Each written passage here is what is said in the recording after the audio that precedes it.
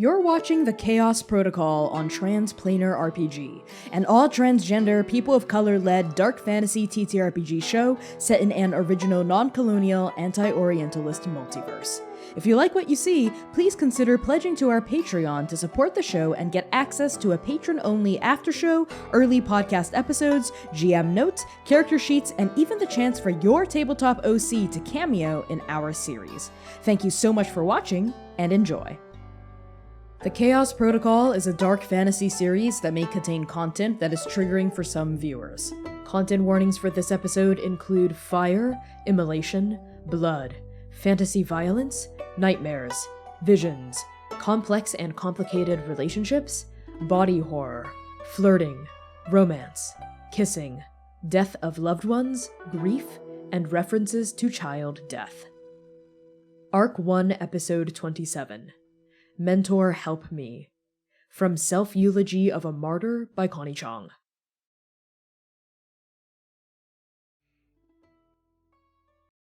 In the beginning, there was nothing. An inky expanse of black sprawls across reality, subsuming everything within its void embrace.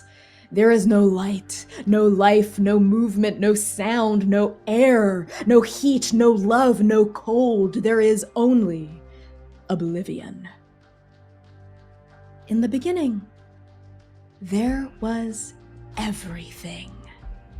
Color pierces the black, greens, blues, reds, golds, bright and swirling, strong and radiant, forming trees the size of buildings, trees the size of worlds, the size of hands, of books and telephone wires and paint and breath touched by fate.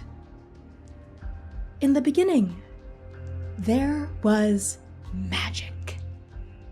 The trees bristle in newfound wind. The wind carries the smell of newfound nectar, pollen, creserin. The creserin bears the building blocks of all life, vegetation, animals, mortals, leviathans, ancestors, magic.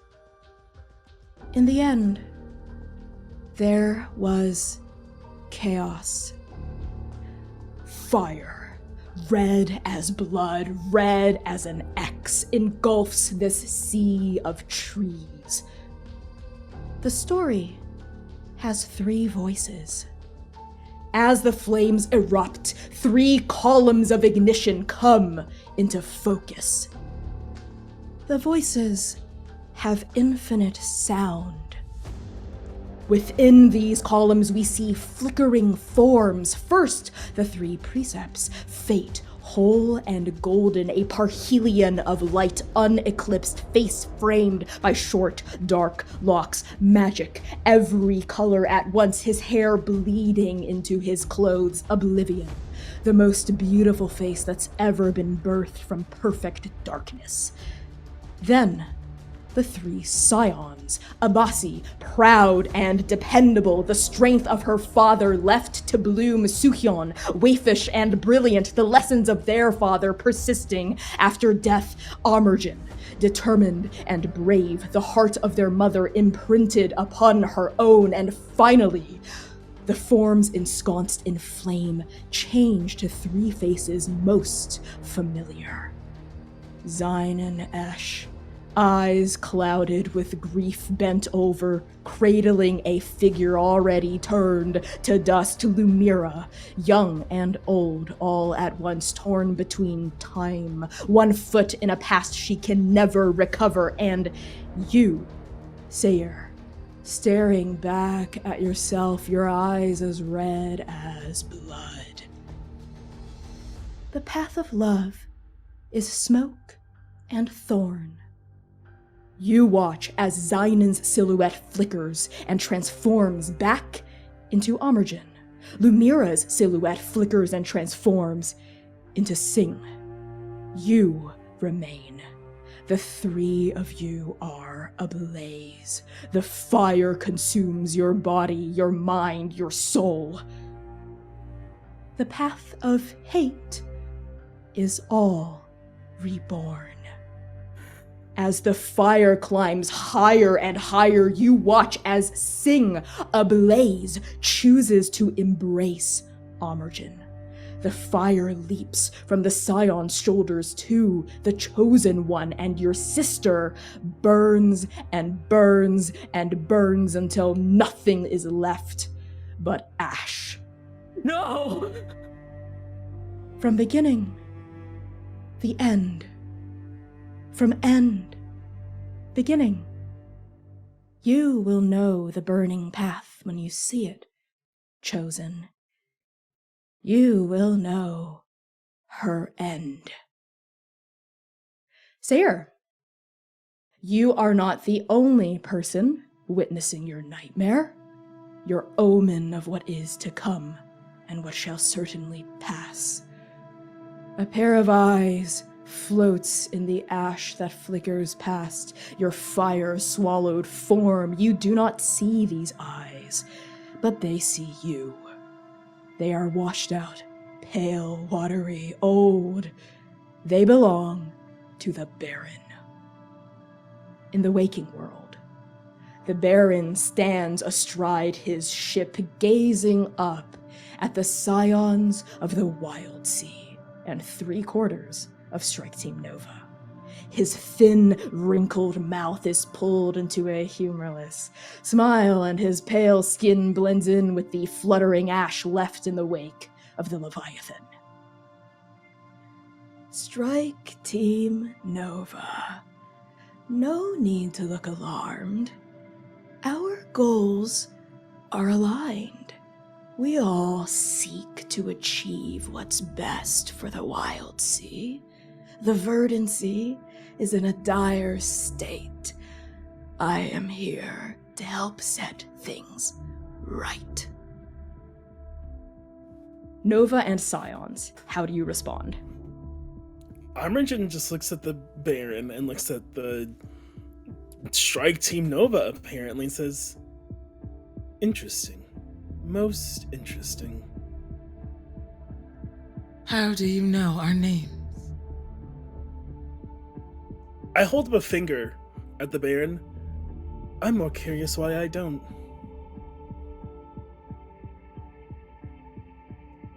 You never asked. A conversation for another time, I suppose. We have a guest right now. Princess Amerjin, your hospitality and advocacy is always appreciated. Hospitality is an interesting word. You are on my mother's ship, are you not? Where have you been? Welcome I aboard, apologize. My apologies, Baron. Continue. That dry, humorless smile only expands as all of you bicker a little. He continues. Princess, when the time comes that you need me, that this world needs me, I will be there. I have carried my gifts through generations, just as you have. It's nearly time now. Lead us to salvation, Princess. Be our guide, as your ancestor was for you.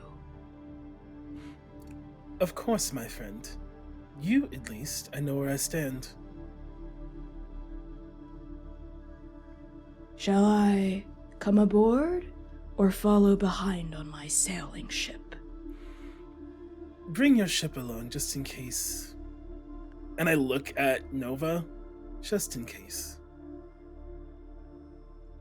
Very well. Your wish is my command, Scion. And the Baron bows deep, touching his head almost to his knees, his pale robes fluttering outward like a fallen dove's wings, and then he straightens and turns, and his ship gutters and cuts through the bare branches and roots of the sea around him to follow Stormchaser from behind. And as soon as the Baron is out of earshot and eyeshot, there's a noise, a swirl of color popping into existence in the middle of Strike Team Nova is the Oracle. Amerjin, a strange object, creature, thing, materializes. It looks like a glittering iridescent seed pod, and it speaks. With every syllable, its lights flare as though that's how it talks. Mission update! The missing princesses have been found. You have a new objective, Strike Team Nova. Restore the heart of the Verdant Sea and protect Tianmu, the Wild Tree. Lumièra reaches deep into her pocket and pulls out a little ball bearing and just drops it directly in the middle of the oracle. Oh,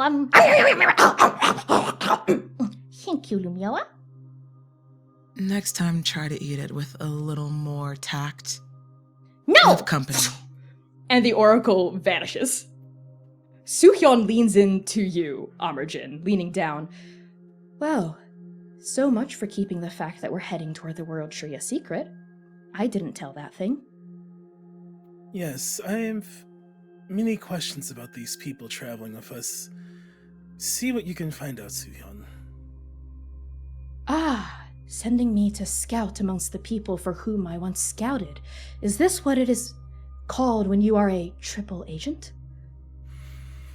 Well, maybe. I think of it more as double agent because you are on my side, correct? I don't think there should be sides between us. I think Strike Team Nova and the Scions are working toward the same goal.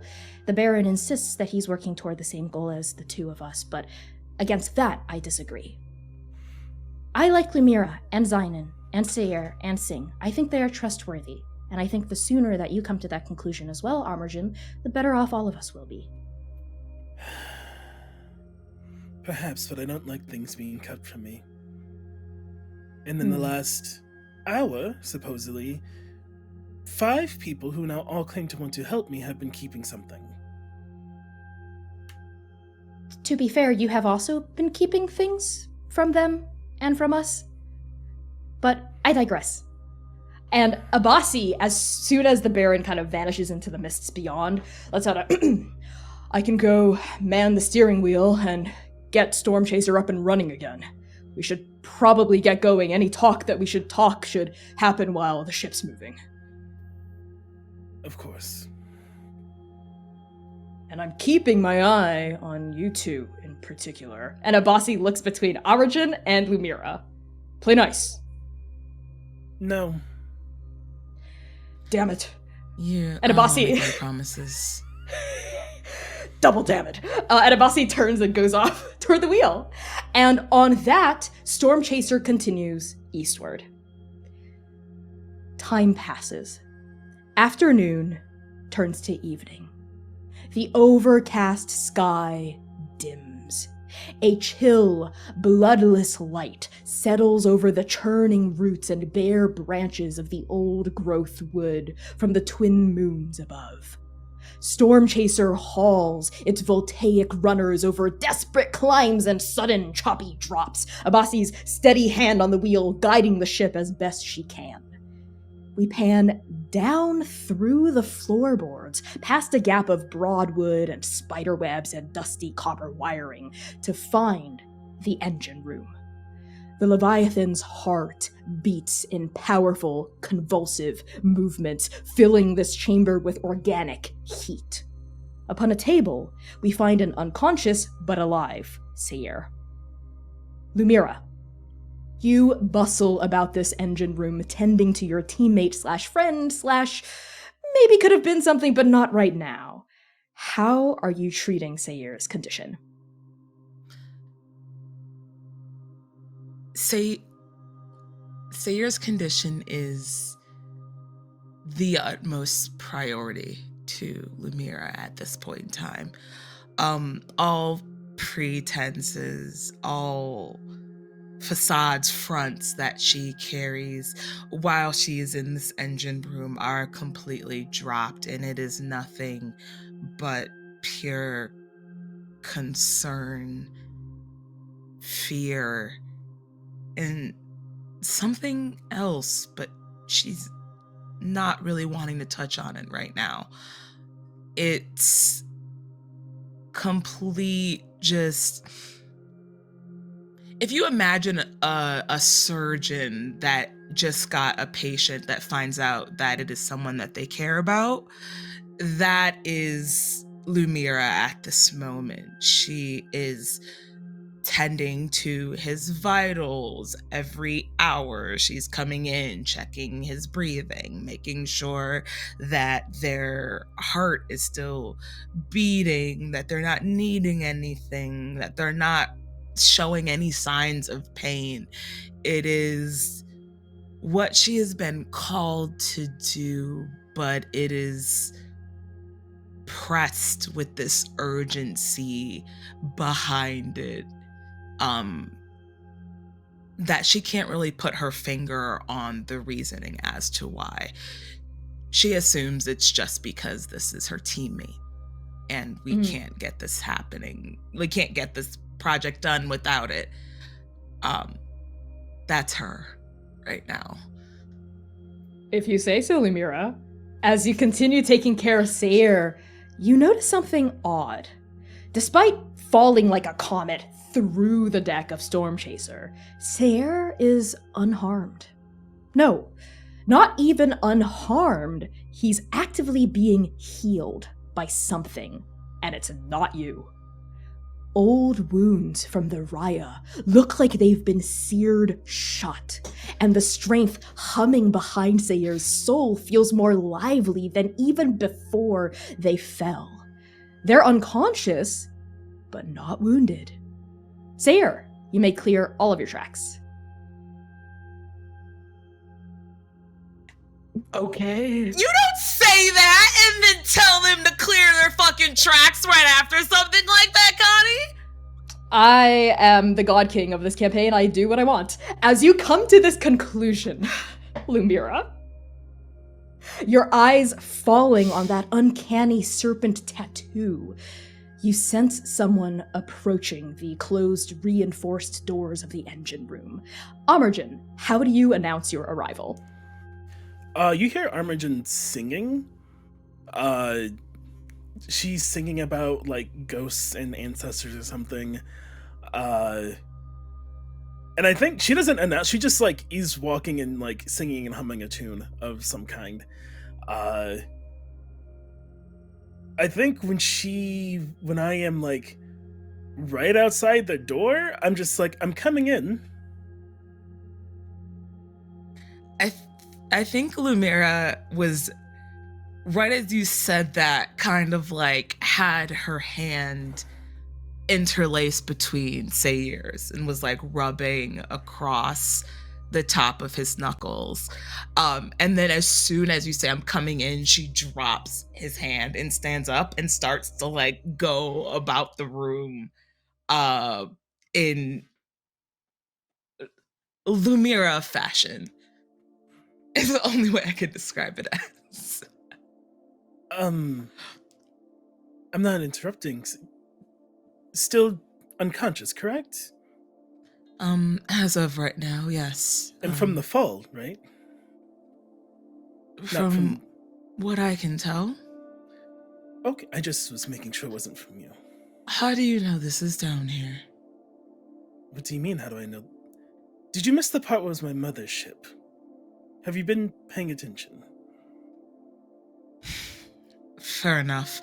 And Lumièra goes off and walks, I guess, like around Seir, acting as if she's like checking bandages for wounds she know that is not there.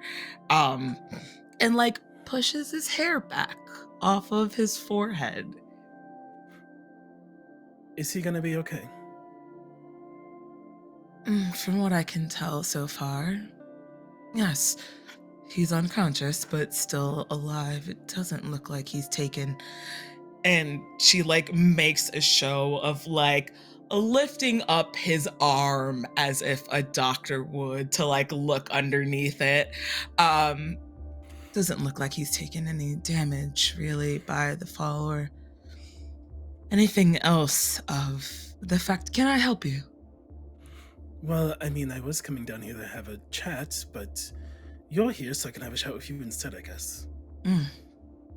Bold of you to assume that I would want to chat.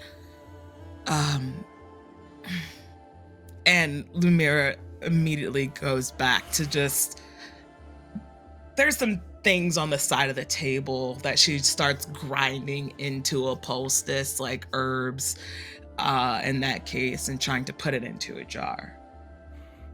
You can pretend to be busy if you want, but that means I can still talk. I just come like over to wherever you're working and like am in personal bubble space. What is your problem?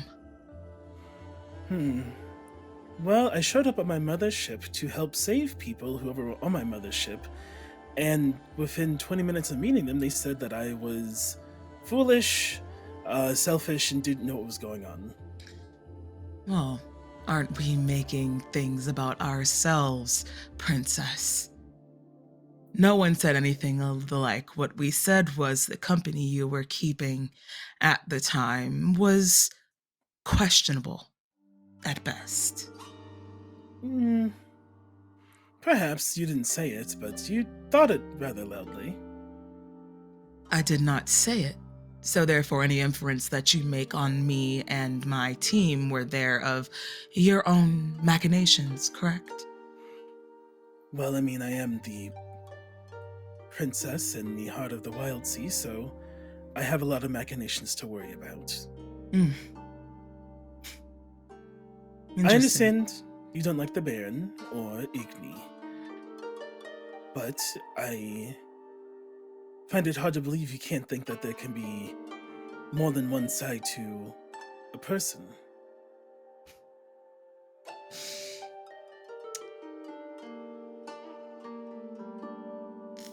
There have always been multiple sides to individuals, Amarjan. That is something that I known and have learned wholeheartedly since a child. However, that does not absolve one of the pain and trauma they cause, now does it? I never said it did. I simply stated earlier that Igni had been very kind to me, and because of that, I wasn't ready to go in with nothing but revenge and wanting blood on my hands.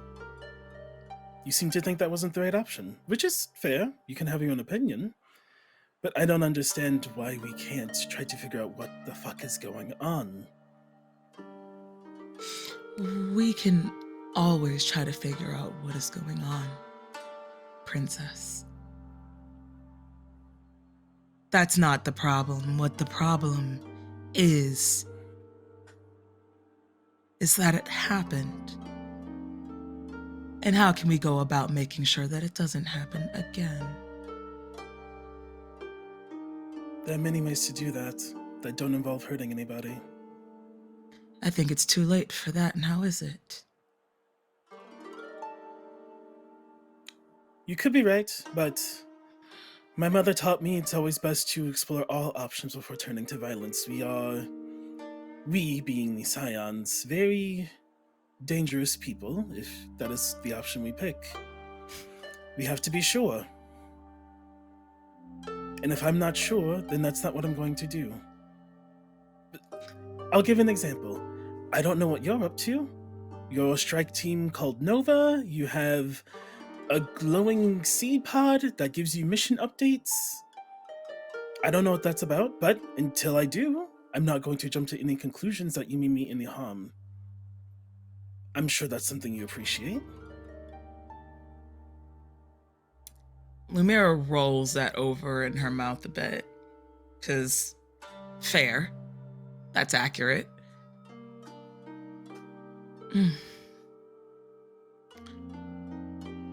Touche, Amarjan.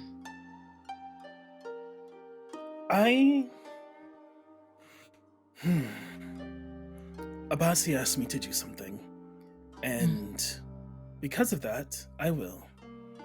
We got off on a pretty bad foot. And we may get off on a bad foot again, but I'd like to try again.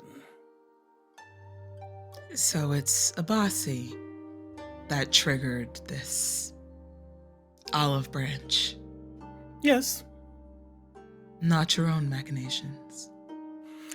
No, I first impressions and all that, but if someone I love and wants and trust thinks I need to reconsider, then I reconsider.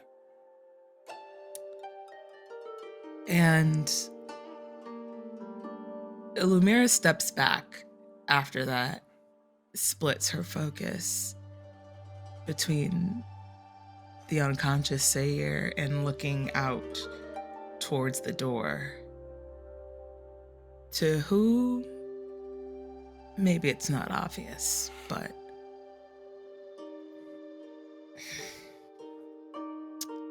well, since we are offering olive branches, let me offer you one. One that... And she kind of steps back a little bit, sticks her hands into her pockets, fidgeting with something.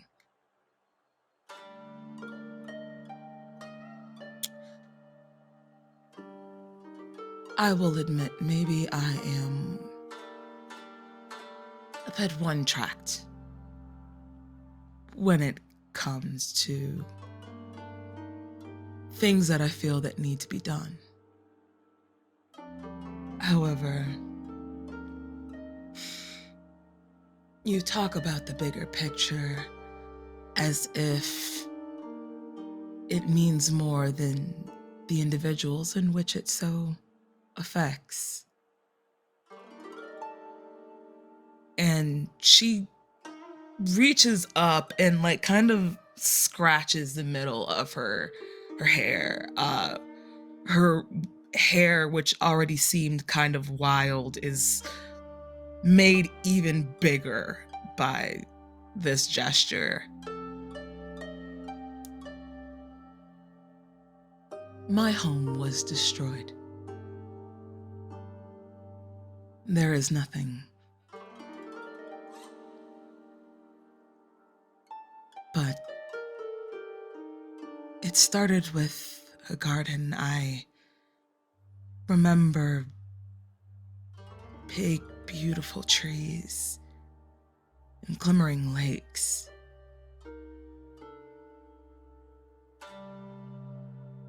But then that garden grew to something, and that something burned to nothing.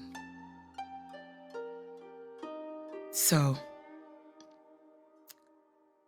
forgive me if I am not as lenient in the destruction of homelands as the rest of my team may seem to be. I do what I do now in spite, to reckon, and most importantly, undo whatever it is that I could. So. I take my hair down. I take like the clasp out of my hair. May I? And I like hold it for you to take it as my hair falls down. Thank you. And Lumièra will grab and bunch all of her hair up into her head and just like clip it. Right. Well, I was trying to show you something, but that's okay. I'm sorry. And she'll take it out and give it back. On the inside of that clasp is every single town, spit, civilization, queendom that is known for the Wild Sea. My mother gave it to me so I don't forget what my role is, and my role is to keep every single one of those places going. If I fail, if I fall, if I die, if I don't complete what I came out here to do, that will happen. It is not a maybe, it won't be a garden, there will be no retry, there will be nothing else to do. So you tell me I can't trust the Baron and can't trust Igni. I can understand that, but these people already know what I'm here to do. They already have been following me, they've been helping me. They may not know exactly where to go because I was leading them, but they would eventually find us. They'd eventually find me again, and then we don't know where they are. We don't know what to do. We don't know their plan.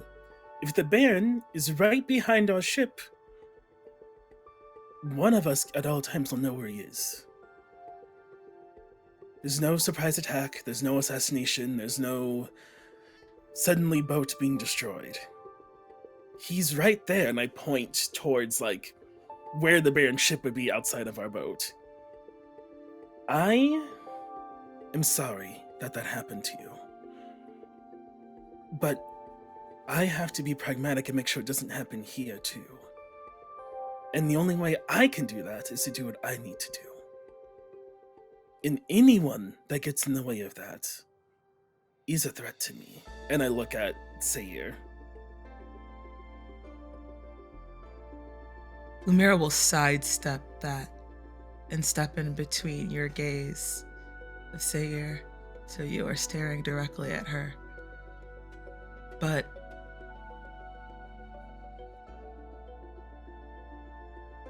you said this to the right person. You see Lumièra drops all pretenses, all defensive, the wall. There's still a wall there, but the standoffish vibe that she was giving prior to is gone.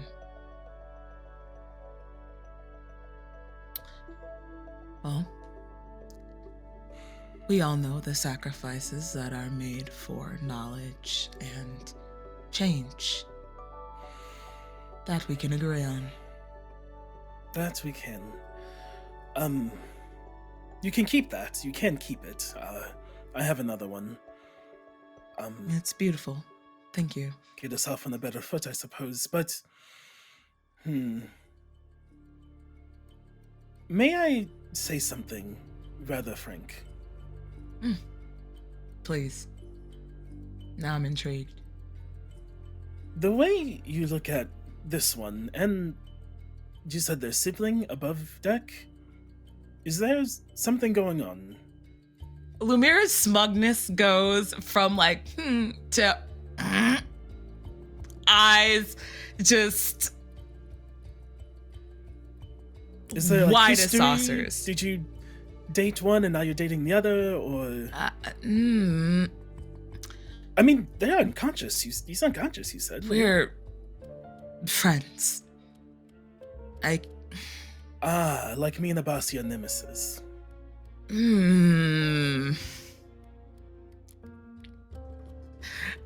Lumièra kind of walks from Seir's right side around Amerjin, makes a loop around the room to the other side, but still ends up on the left side of Seir and just kind of like looks out over at the door.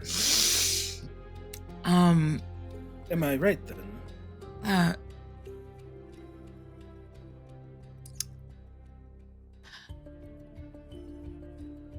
I met them both when I was a child. After everything. And we've been friends ever since. And she looks down to Seir, but looks up again towards the door. Permission to speak freely, should you accept this time. And she winks. This time, yes. I would have told you anyway if you said no. I know. But Sing's different.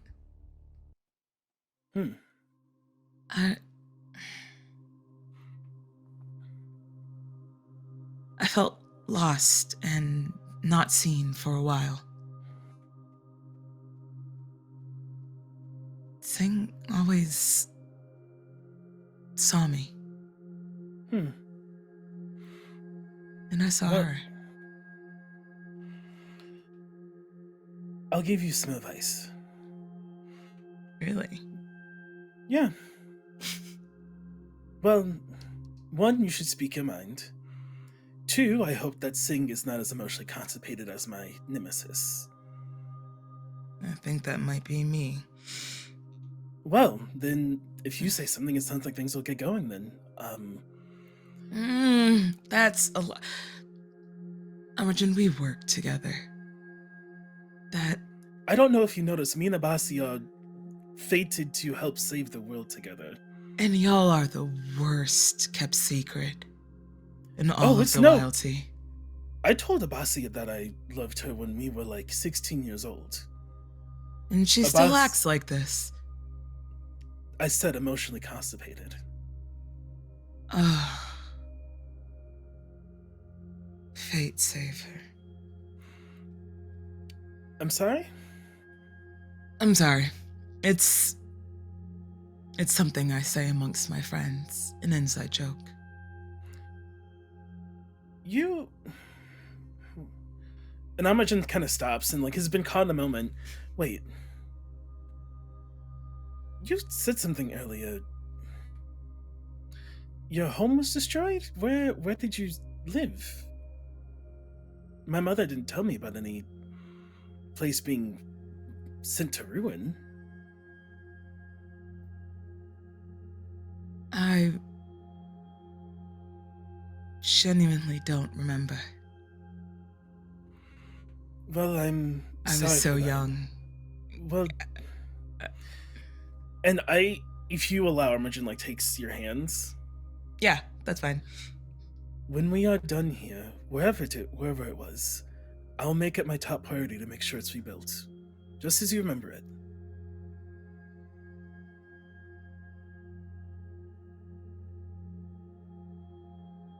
Lumièra steels herself. Her eyes get glassy, but she refuses to let anything fall from them.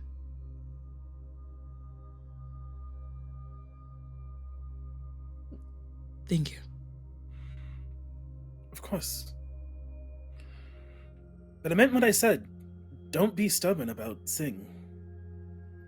If you feel a certain way, you have to say it. You don't know how much time you have.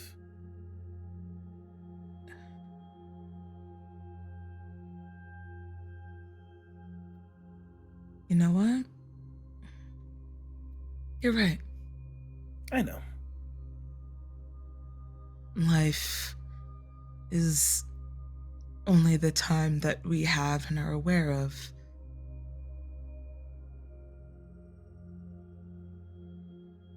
Yeah. I will. And her eyes get big again, and she takes a deep breath, Yeah.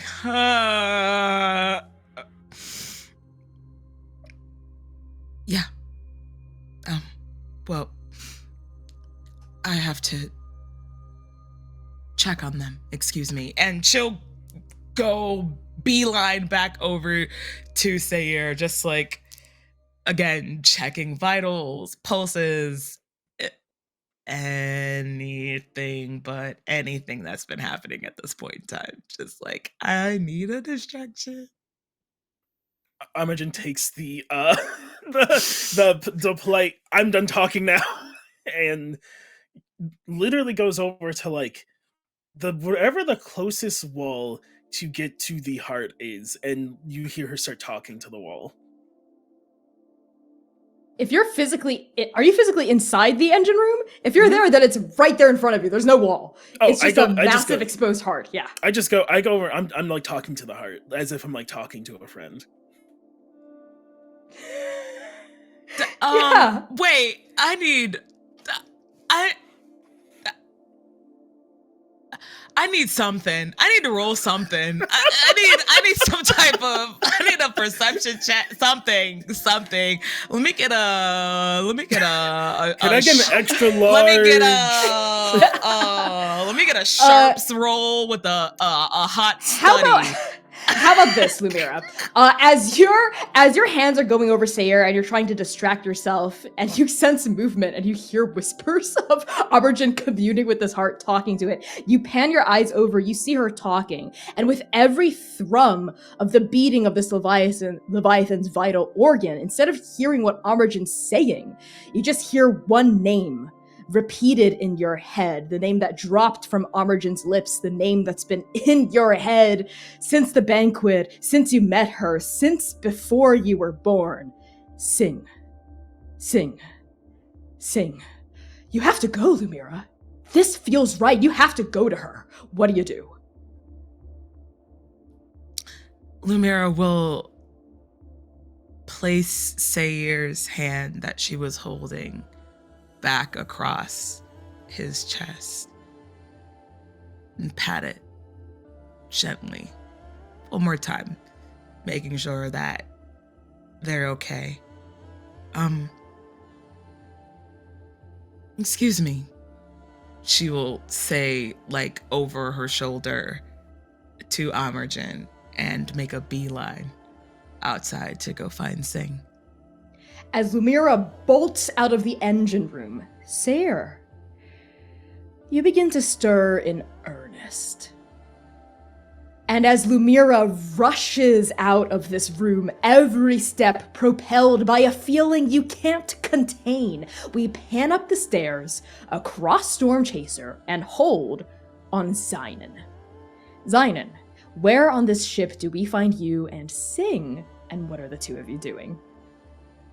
Ever since we started moving again, Xainan has not taken his eyes off of the Baron's very strange ship mission. And has just kind of, instead of taking a watch all the way around, that's the watch he is keeping. And I think that he went through the painstaking explanation of, like, you don't let your strongest enemy out of your sight to Sing. Sing is listening to your lessons, holding them in earnest, a hand on the hilt of her longsword. As we push it on this conversation with the two of you, what's the last piece of advice that's coming out of your mouth? You see the trajectory. It's like we're in a drift in a river. And we're just cutting a path, making it easier for them. Make them think that he's in charge. Make him think that he's in charge. I think I understand. Artemis's lessons about hunting never really stuck with me the same way they stuck with Seir. Ugh. And she gets a look on her face that's been plaguing her ever since the banquet, whenever she mentions Seir. You gotta be kinder to yourself. You'll get there. I know, Xainan, I'm sorry, I'm trying to internalize your lesson, I really am, and it's important, but so much is on my mind. Amergen's finally here. The Scions are finally reunited, and seeing that moment of reunion was just, it felt right. The three of them standing together, holding each other, hugging each other, even having that little sidebar away from us. They looked so happy and strong, all three of them standing abreast. And all of our journeys across the Wild Sea, ever since we started this Mayday mission, seeing these communities across the Verdant Sea coming together, the Queen of Siren Song, the people of the Raya, all these various spits and settlements across the Verdant Sea, there's so much inside of me that's coming to a point, and I'm a little scared to let it out. Do you know what that point is? It's about him. Xainan, it's always about him. It's Seir. I told Lumièra earlier that I don't just want to be Fate's chosen one. I want Seir and I to be the chosen two. And this isn't some new conclusion I'm just coming to just now out of nowhere. Xainan, I think I've always felt this way. Deep down, I know I'm better with Seir, and Seir's better with me. We are better together. We came into the journey as a pair for a reason. Fate doesn't make mistakes. If anything, the mistake I've made was letting other people turn me away from my brother. And I feel guilty and I feel bad for listening to those who talked down on him, even to any degree. I never truly believed them, but I didn't always stand up for Seir as much as I could have. it's hard to stand up against trans, against fate. Look at you. And Xainan genuinely smiles. It's warm and relieved.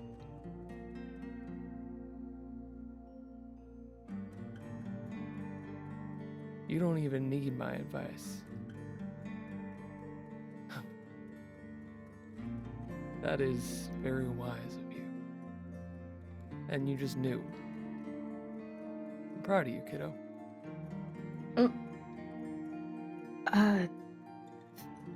Thanks.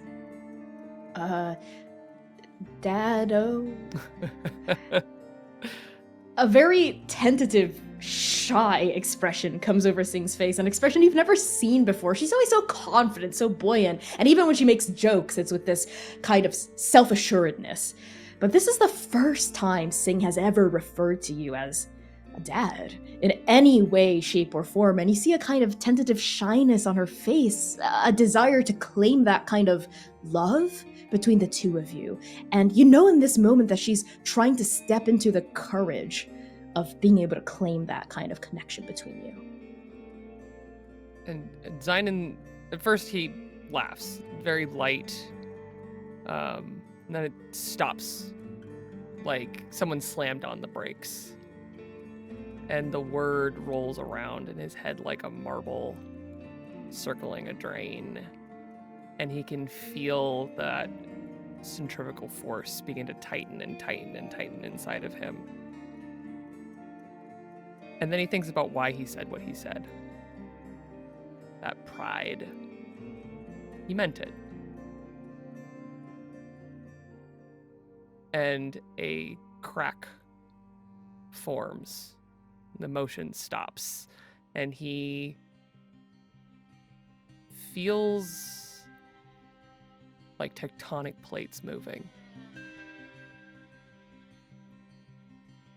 And he reaches an arm around Sing's back and just gives her a little pat. A warm, paternal pat. And he smiles again. Hunting's not for everybody, but we'll get there. Yeah, we'll get there. You and me. And what you said earlier, it's not true that I don't need you, Xainan. I do need you. You're the only reason that I feel like I feel equipped to step into this truth that I've always known. I have always known it, but I've never had the you, I guess, to stand next to and feel confident about stepping forward.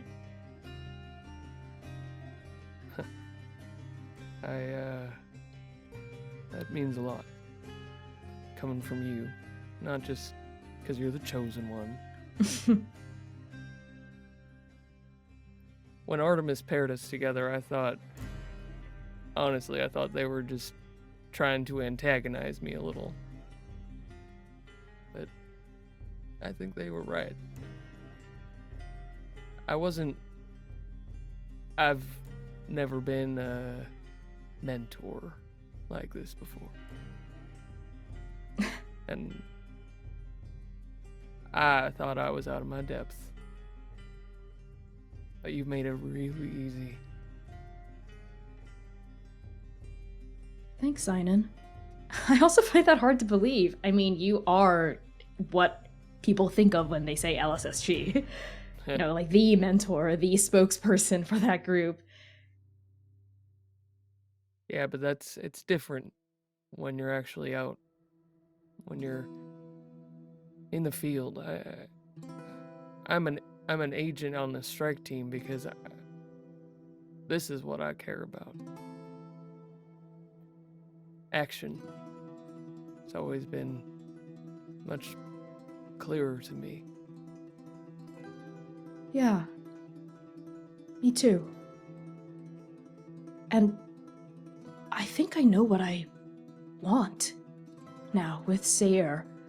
I want him to also step into his fullest self, not behind me, not in my shadow, or away from me doing his own thing. I want him to step into his fullest self next to me, as equals and friends and siblings.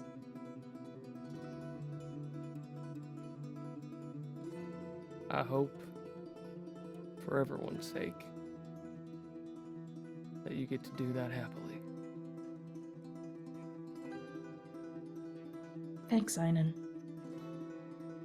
And, for what it's worth, you know, these conversations we've had and your guidance and your helping me and all that, I have noticed, well, you know, back in the Raya, when you went off to help King Maswu, you were the one who was able to get through to him, and that's always stuck with me, that not even his spouses, not even Abasi, but you.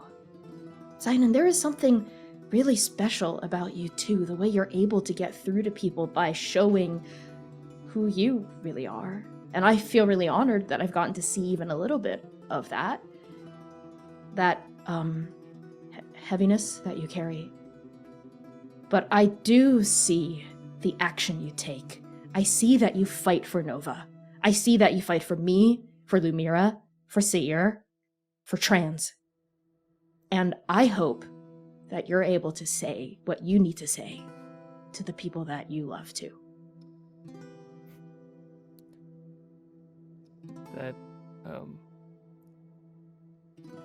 and Xainan tends to not speak unless he knows what he's gonna say, and he stumbles.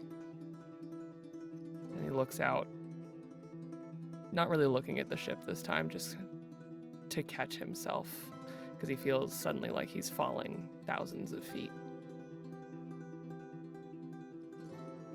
But again, he hears her voice. The only thing that pulled him back from sinking when they were down with the ghosts, where he always is. And he looks back to sing.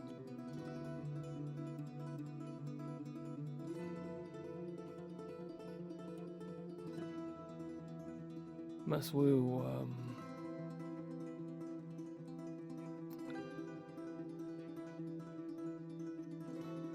I never want him to experience what I know. And Sing breathes in, sees that open wound you've tried so hard and have gotten so good at concealing, sees it circling that drain, sees it for a moment cracked on your face.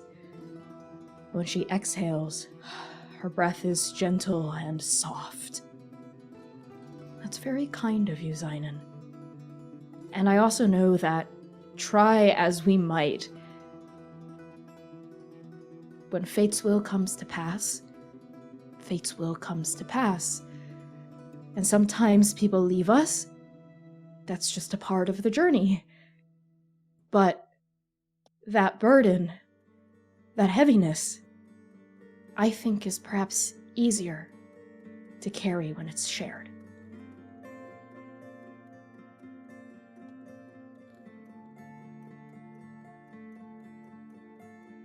At LSSG, it's all about finding ways to step forward. Very often from the worst thing that could happen to anyone.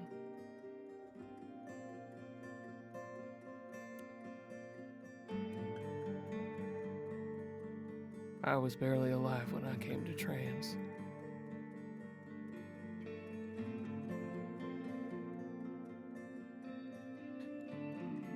Because I was the worst version of what could have happened to Maswu. Not a king. The only thing worth having.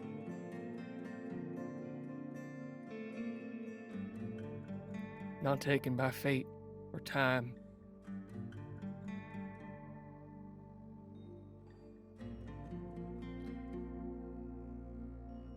I fight because Oblivion took my daughter. My whole world.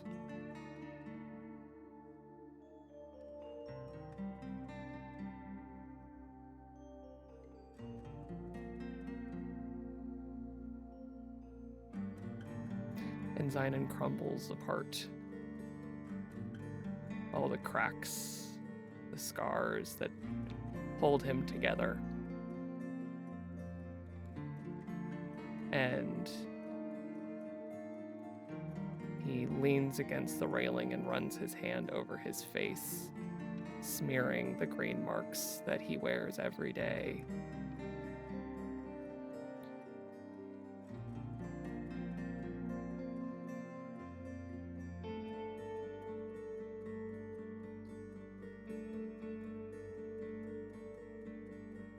That's why I'm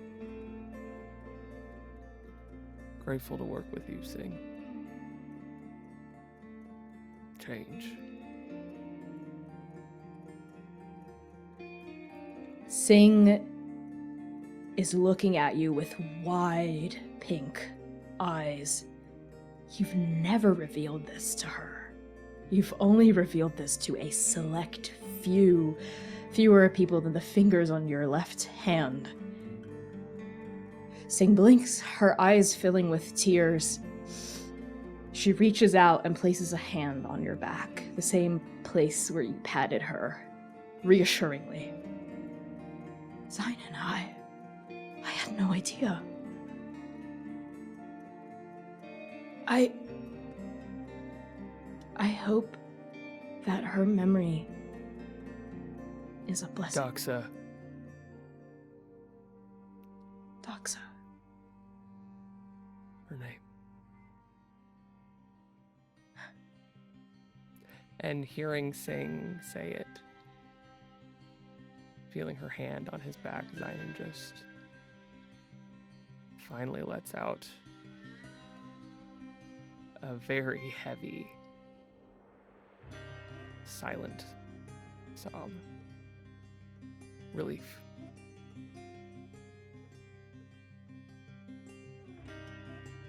Sing holds you, literally, and in every other sense of the word. In that moment, as you let out a cry of relief, as you hear your daughter's name fall from the lips of the chosen one, it doesn't take the pain away, but it does make it easier to hold when she's there sharing in it with you. And they let you cry. They let you take that silence. They let you take that space. And when the time feels right, Sing says, Xainan, when we get back to Trans, if you're okay with it, I would love to learn more about Doxa. What she was like. If you want to. Whenever you're ready. I'm here for you. It would be my pleasure. And Sing blinks. She doesn't weep or sob, but tears do fall from her eyes and trickle down her face, but she is smiling. Thank you for telling me, Xainan. I'm honored. Thank you for sharing a little bit of the load.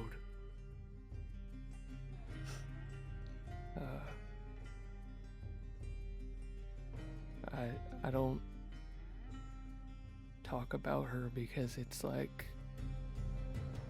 walking in all the dust of a world that I'll never have back. But working with you, with all of Nova, executing her will,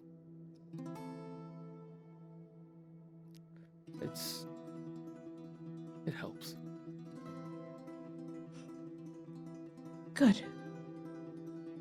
And I know she's gone. And whoever Oblivion takes, we all know they can't come back. But You're still here, Xainan. Look at you. You're still here. I'm still here. Seir is still here. Lumièra is still here. We're all still here, and we're fighting, and we remember. And as long as we're here and we remember, they never truly go away. Ever. I carry all of them everywhere I go. Forever.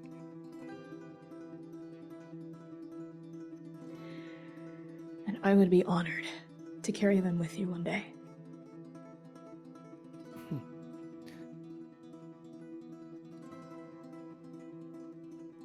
Thank you.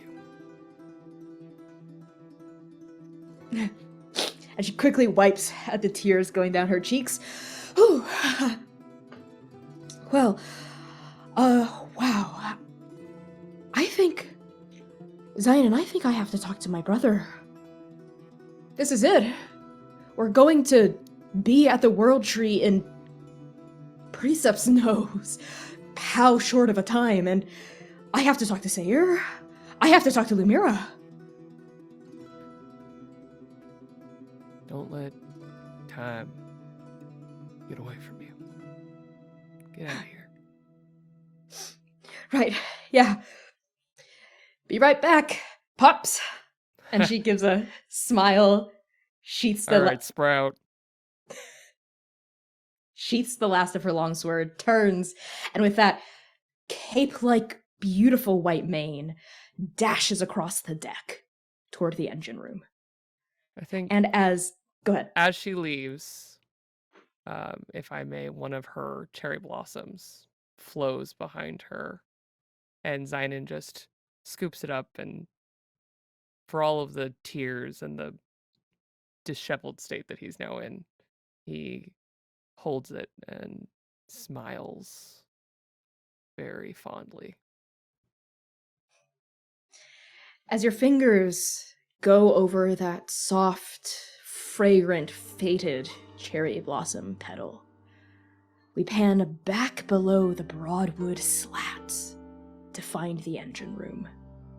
Lumièra has run off, leaving Amerjin alone with the original person she came down here to meet, Seir. Seir, you are awake. You have been awake for a few moments now, certainly long enough to catch the tail end of the princess's conversation with Lumièra. And now you find yourself alone in a room with an unfamiliar scion. A silence has spread briefly between the two of you after Lumièra leaves. Which one of you breaks it? So how long have you been awake? Seir grunts, gets up, and his shoulder is hunched forward as it looks like he's resting with a physical and emotional discomfort. There's a hand that claws over to where his tattoo is, that deep black ink that you've seen before, with his lying body unconscious upon the table. And he grips at it and he presses it, massaging it as if there's a bruise or an ache that's coiling underneath there. And he looks up at you and you see them mismatched eyes, arterial and crimson on one and sharp piercing blue on the other, but the blue side catches you. A heartbeat, maybe more. So, Amerjin is like fully leaning like by the heart and like I get up off the wall and start walking towards Seir. I hear that you have been burning some of my forest. Seir looks up at you, meets your gaze. I have, and I'm sorry. It is my responsibility, Hmm. and I hold it. Good. I start to like walk around you, very much in an intimidating way, like walking around, going into blind spots. He I'm also- chuckles a little bit and says, I can feel you just reading me just like your mother does. Good. You should know what's happening. Is there something you'd like to say? I don't dance with pretense. There's a lot I would like to say, but my new friend Lumièra, I think, would not like it if I said all of it.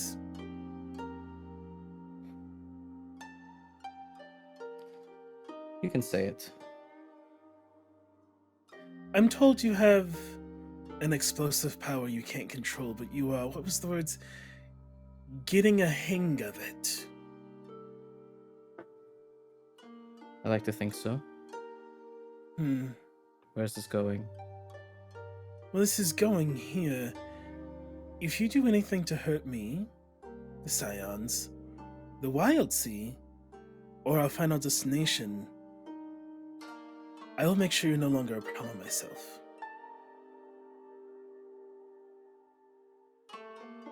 Something happens.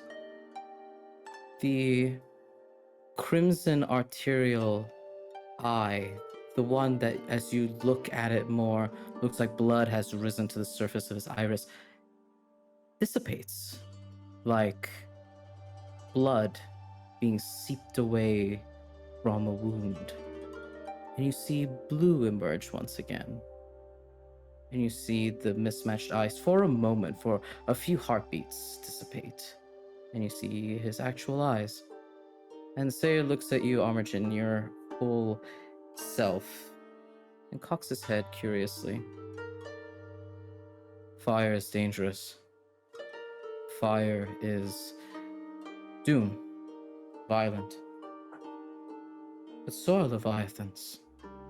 Leviathans are violent, dangerous, a power not to be trifled with.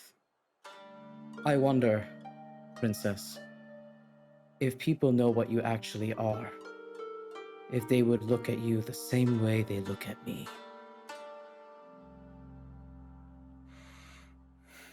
I walk up to you. What are you saying? I'm saying the fire touches many, even your curiosity. I am here for my strike team. I'm here for the Scions. I protected Abasi's home. I will protect the Wild Sea. Good.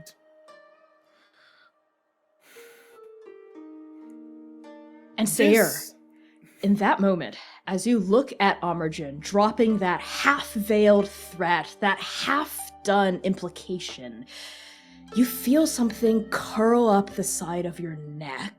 A tattoo, a snake, an omen, a voice. And that voice whispers in your ear. Oh, she doesn't know. She doesn't know who she is, where she came from. You can use this little omen. Punish her for her insolence. And the snake goes back down. You look at me, and as he's saying this next sentence, the blood seeps back into that eye once more, driving out the blue. You look at me like an arrow ready to be leashed to pierce upon the hearts of others, but you don't even know who you are. I know what I am. I know my power. I know my destruction. But do you? Do you know who you are in your full entirety, Princess? What you're capable of? Maybe I'm not the only danger that walks upon the boards of this ship. I remind you whose ship you're on, and to watch your fucking tone. Seir leans forward, and I will remind you that I was the one present when the Raya nearly was turned to ash. You weren't there, princess. No, Where were you when Abasi needed you? I was elsewhere. You're right. That doesn't give you the right to disrespect me on my mother's ship.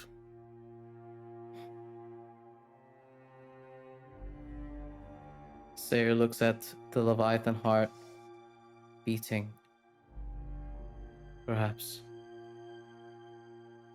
But it is not I that came upon a man who was unconscious and had decided he was already guilty before he had a chance to stir. Oh, you can thank your friends for telling me what you did. I had no thoughts on you until I was told. And then I heard about your issues with this explosive power. You clearly have something going on with your rage. And I gesture at my eye. Whatever darkness is eating at you, keep it in check, okay? Whatever you say, princess. Whatever you say. Good job. And he looks back at the Leviathan heart once more. And there's a moment, I think you see the black hair upon his head raises for a moment, imbued by the static that's inherent in this room. And he gets up from the table, sighs for a moment, and he's like, "With your leave, princess." And he will start marching forward to exit the engine room. The discomfort, the writhing like claws tearing up his insides, raging even more. Origin, Mm-hmm. do you let him go without further comments, or do you say one last thing before he leaves? I have one more. I say one more thing. Seir, is it? He stops. I don't know what it is. Honestly, Xainan has been great, but you and Lumièra, we have gotten off on the wrong foot. Abasi's gonna have something to say about it. But let me say this in the most neutral way I can. I really did mean it. Whatever darkness is eating at you that you are clutching to that's causing whatever this is about, you need to get it under control. Because you just threatened the princess you came to save aboard her own ship for asking what is up with you randomly catching things on fire. That doesn't seem like control to me.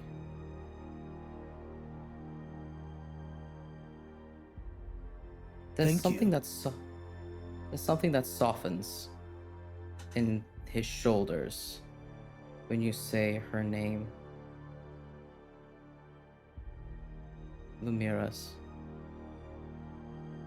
Like a psalm upon a weary soul. And you see this man turn around and look at you with that blue eye. And he says, "I'll do what I came here for, princess. For you, for the wild sea.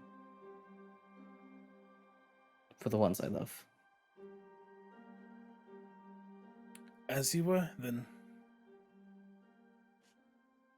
Turns around, keeps moving. As Seir moves down the hallway and the door shuts, Amergen, we hold on you for a beat as you're left alone in this engine room with this massive heart strung up with copper wiring, exuding a graviturgic presence, even though the Leviathan it belonged to has long since gone. And something inside you thrums along with this heart, your own heart, beating in synchronicity with the engine. You think about what Seir said to you about you not knowing your own power, the true context of who you are. As you look back at this organ, You feel in your heart that bright, urgent feeling that tugged you eastward to each of the trials, humming warmly like golden sunlight within your soul. Alongside the pulsing of this heart, you feel connected with it. It feels like someone you once knew but forgot about, and it also feels like you're looking at yourself, and it also feels like your mother. It feels like so many different familiar, comforting, ancestral things at once. And Amergen alone in this room, what do you say to this heart? I walk over to it, and I stretch a hand out, and I let the latent electrical power I have, like, dance across my fingers.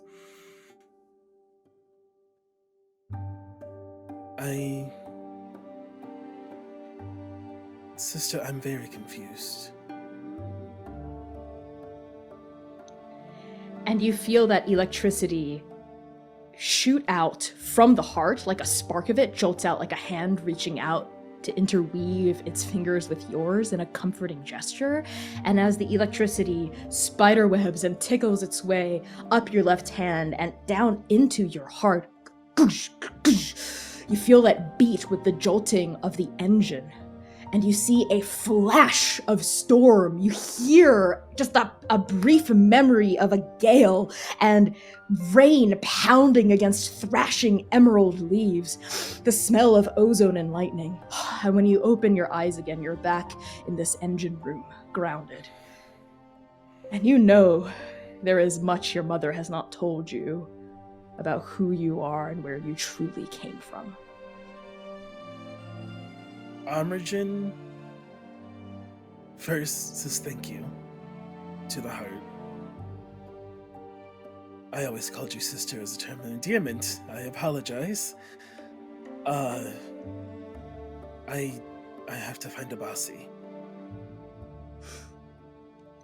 We push out of the engine room, down the hall, and up the ladder to find Lumièra mid-climb, surfacing out onto the deck, just as Sing rushes over. There is a kind of confused, joyful, surprised, embarrassed moment as the two of you literally run into each other. Oh, excuse me. And Sing quickly draws to a halt, seeing you, and reaches a hand down without hesitation to help you up onto the deck all the way. Lumièra grabs onto Sing's hand and it stays there, holding on to her hand longer than it would be needed for her to be able to actually pull herself up off of the ground. My apologies. I actually was looking for you. Sorry. So was I. What a coincidence.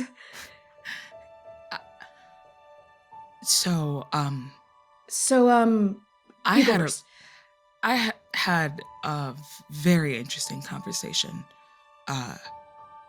and it put a lot of things into perspective. Really? No, you. Yeah. Because I also had a really interesting conversation, and it also put a lot of things into perspective about you. Yeah. Do you want to go first, or I can go first, or?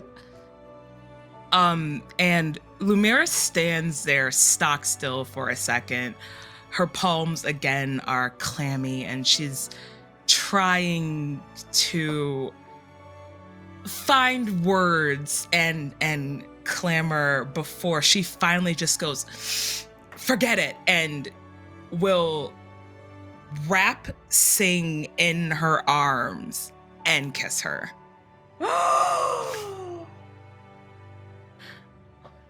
And on that, we're cutting to break. See you back in 10 minutes. You gay bitches. Enjoy our sponsor reels. Please check them out and support them because it supports us. We love you all so much. See you in 10 minutes. Bijou. You're so gay you can't even say it right, Connie. Connie's like Bishonen?